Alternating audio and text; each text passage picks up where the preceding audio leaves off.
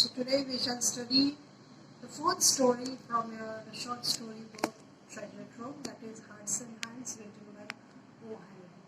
Now before we start with the chapter, let me tell you something or the importance of the title of this, the importance of the title, that is Hearts and Hands. Actually, the title Hearts and Hands suggests the theme that people will display or show heart. Heart is, that means kindness for others without any self-interest. This story describes an encounter. Encounter means a chance meeting in the train between two acquaintances. Acquaintances are people who are known to each other. That is Miss Fairchild and Mr. Easton. Miss Fairchild started talking to Mr. Easton, but she's surprised to discover that Mr. Easton is handcuffed to the man who is seated beside him. The man with Mr. Easton's senses, he comes to know that Mr. Easton is feeling embarrassed to tell that he is being handcuffed because he's done something wrong for counterfeiting and he's going to a prison for 7 years. He gives an explanation that Easton is the marshal and the two are heading or going towards the prison. The man's intervening or talking in between them saves Easton from the embarrassment and prevents the girl from discovering the truth that Mr. Easton is a criminal. It is only when the other passengers who were sitting in the same train, they come to know about the reality that Easton was a prisoner and the other person was a marshal who was taking Mr. Easton to the prison. The important characters in this story are Mr. Easton, Miss Fairchild and the marshal. That's it. And the whole story takes place in a train. So let's start with the chapter. At Denver, there was an influx of passengers into the coaches on the eastbound B and M Express. So Denver is the capital city of the state of Colorado in the USA. Yeah. So at that place, that was an influx of passengers. Influx means a large crowd of passengers arriving on the platform, getting inside the train and coming out of the train coach. So there was an influx or a great rush of passengers into the coaches on the eastbound B and M Express. Eastbound, east direction से छूटी हुई train going towards the west.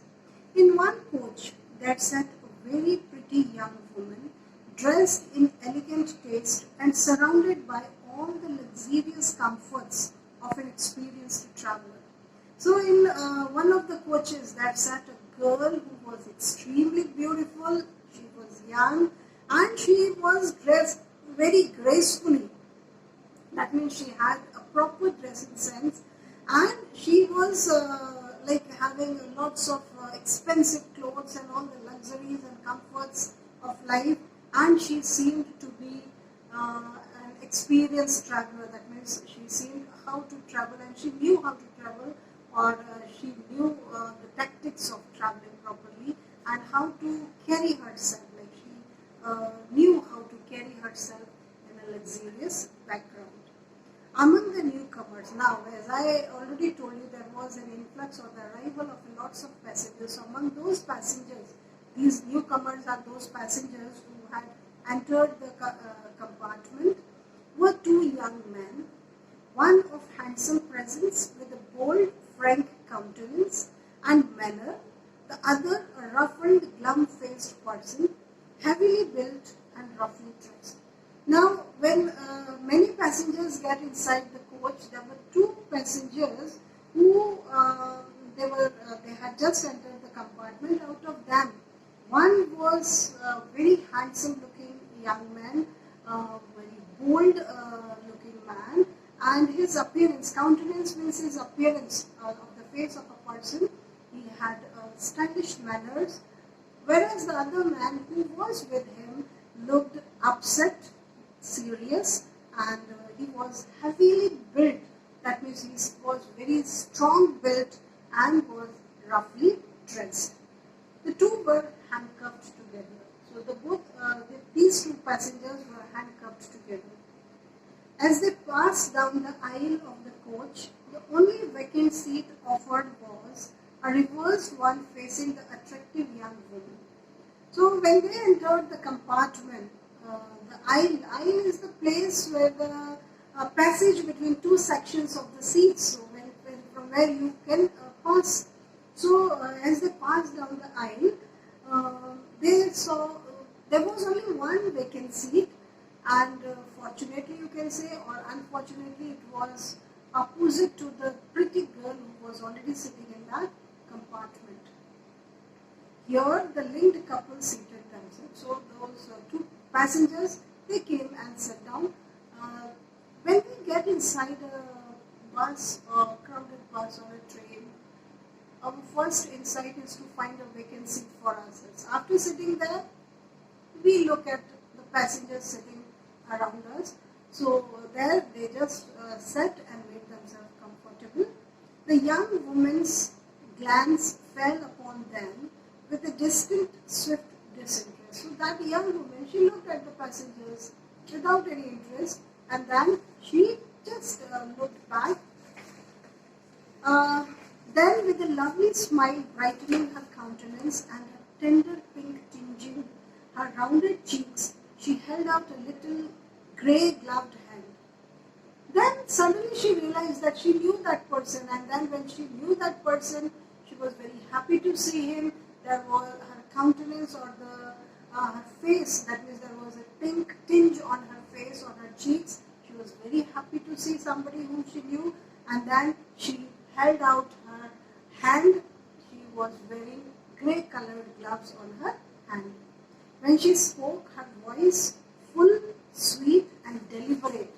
When she spoke clear, she spoke loud, and she spoke with an intention of breaking the silence or talking to somebody, proclaimed that its owner was accustomed to speak and be heard. Proclaim means to declare something. So the way she spoke, it was declaring that she was accustomed, she knew that she wanted to speak to somebody and wanted to hear something from the person to whom she was speaking. That means it seemed that she knew that man. Well, Mr. Easton, if you will make me speak first, I suppose I must. And then she speaks in a sarcastic manner. She says, okay, Mr. Easton, if you are trying to hide yourself from me, or if you do not want to recognize me, okay, it's fine. If you want me to speak first, I will do that. Don't you ever recognize old friends when you meet them in the West? And now she is asking a question. It means when you are in the West, when you meet your old friends or your acquaintance in the West, you don't recognize them or what? Or you are trying to show that you have not recognized me, or you are pretending that way. So she spoke with a little anger, with a tinge of anger and sarcastic manner. The younger man roused himself sharply at the sound of her voice, seemed to struggle with a slight embarrassment, which he threw off instantly, and then clasped her fingers with his left. Now this man, Mr. Easton, when he heard somebody taking his name and talking to him, and when the sound that he had already, he knew whose sound it is, he just broke the silence. Like he just looked surprised, and then he got a bit excited at the sound of the voice of this pretty lady, and then he seemed to struggle, like he was a bit embarrassed because he was having, his hands were handcuffed, so he was a bit embarrassed, but immediately he threw off that embarrassment and then clasped her fingers with his left hand. Now, so you're supposed to be greeting somebody with your right hand, but he greets her with his left hand because his right hand was handcuffed. It's Miss Fairchild, he said with a smile. When the third person, that means the glum-faced man who was sitting beside him, he introduced Miss Fairchild to the glum-faced man and said, she is Miss Fairchild. I'll ask you to excuse the other hand. And then he said, oh, it's Miss Fairchild. Okay, I'm sorry. And then he removes his left hand to greet her, and he says, you'll have to excuse my left hand because it's otherwise engaged just as at present, because it's engaged at present. That means it's handcuffed. I won't be able to greet you with my right hand since it is tied to somebody else's hand. He slightly raised his right hand, bound at the wrist by the shining bracelet, to the left one of his companion. And then he slightly raised his right hand and showed that this is the bracelet, or this is the handcuff that I have been bound with, bind ka past tense hota hai, bound with to my companion who is sitting beside me. The glad look in the girl's eyes slowly changed to a bewildered horror. Now the girl, who was so happy to see him by chance, coincidentally, and that countenance or the expressions on her face suddenly disappeared, and she was really horrified to see him handcuffed. The glow faded from her cheeks. So in the beginning we see when she talks to Mr. Easton, there is a glow or a tinge of pink on her cheeks. That means she is very happy to see him for the first time, and that glow suddenly faded away. Her lips parted in vague. Vague means uncertainty. What's this? How could she meet her friend in such a situation? So relaxing distress, and that she was really very anxious and very eager to know how did this happen, or what have you done, or why are you handcuffed? Easton, now he took over the situation. He understood. Now he was a very smart fellow. Easton, with a little laugh as if amused, was about to speak again. So Mr. Easton wanted to say something like कुछ भी बताना चाहता था. But what happens here is that this is what heart does and what the hands do. That will come to know later in the later part of the chapter. So the other man, the glum-faced man, the other forestalled. To forestall means to intervene or to speak before the other person was able to speak. He intervened in between. The glum-faced man had been watching the girl's countenance with veiled glances from his keen, shrewd eyes. Now what happened was, this glum-faced man, he's intervened and he spoke, because he had been looking at the expressions of this pretty-looking girl when she was talking to Mr. Easton.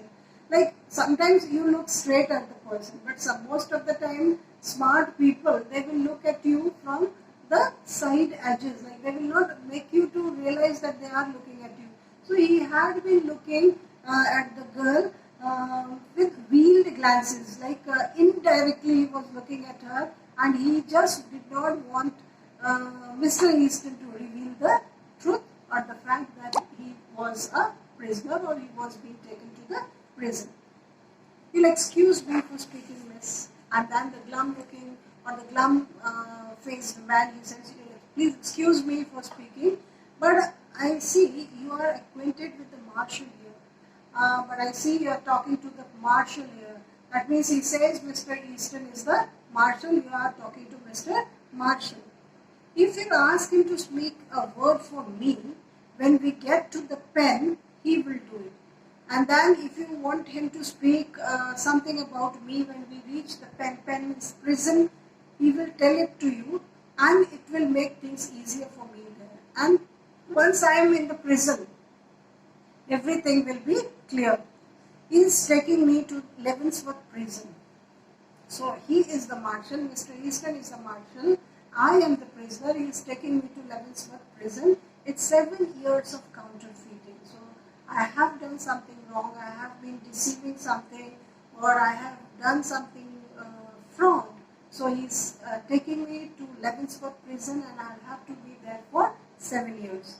Oh, said the girl with a deep breath and returning color. Oh my God, now the girl was so satisfied that she says, oh, that means he is the marshal and you are the prisoner, and he will be taking you to the prison. So she is relaxed, and then she says, so that is what you are doing out here, a marshal. Then she's surprised, and then she says to Mr. Easton, oh, so this is what you are doing here, that means you have become a marshal here. My dear Miss Fairchild, said Easton calmly, I have to do something. Then Mr. Easton, he is very smart fellow, he does not want to tell her the fact.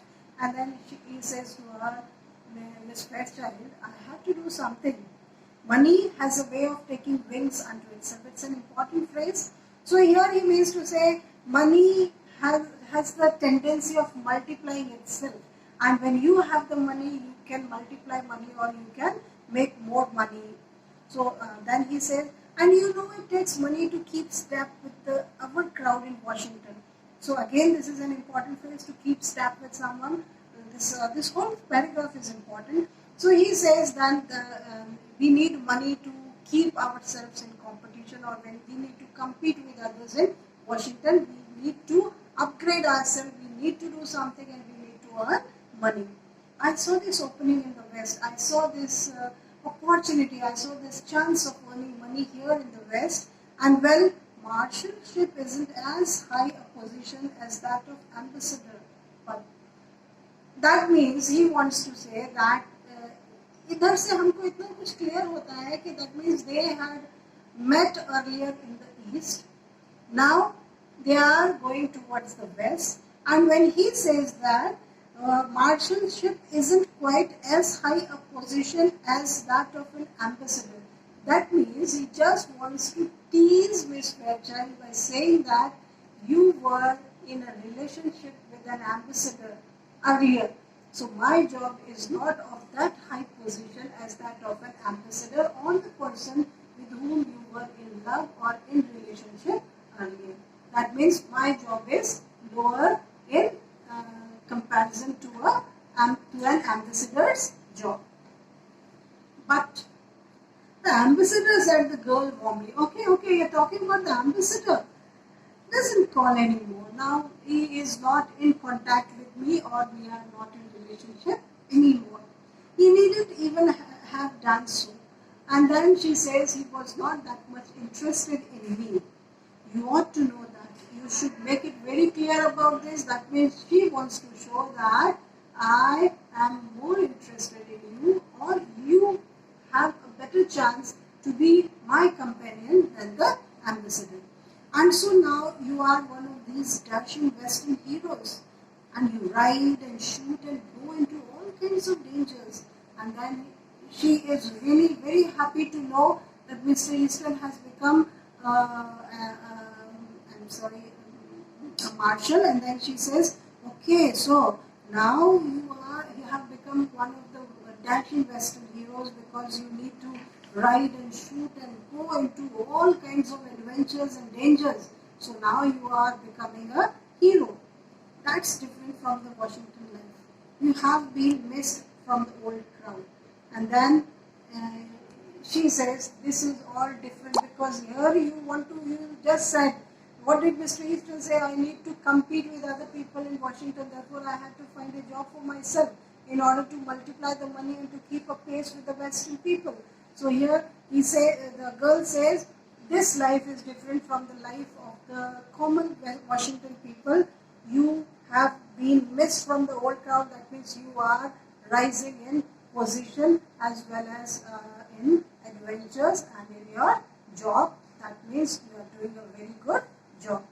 The girl's eyes, fascinated, went back, widening a little to rest upon the glittering handcuffs. And when she said this, again her eyes rested on the glittering handcuffs with which Mr. Easton was tied to the glum-faced man. Rest of the chapter will continue in the next video.